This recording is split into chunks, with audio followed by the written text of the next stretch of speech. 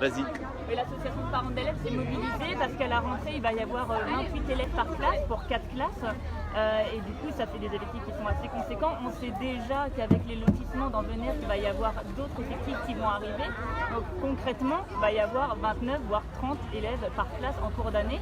Mais ça, l'éducation nationale n'en tient pas compte. Il faut se contenter des effectifs de rentrée. Et les effectifs de rentrée, 28, c'est gérable. Ce sont les mots de l'IEN.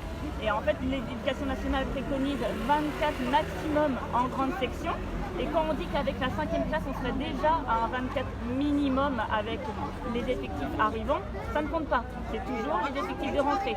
En fait, il y a un décalage entre le discours de l'éducation nationale et les actes qu'ils ont réellement.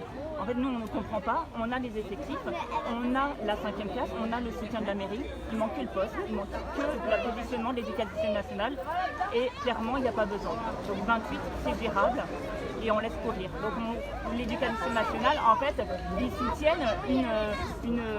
un enseignement sous tension et c'est pas quelque chose de valorisant pour nos enfants et de bon enseignement pour des besoins spécifiques à chaque enfant.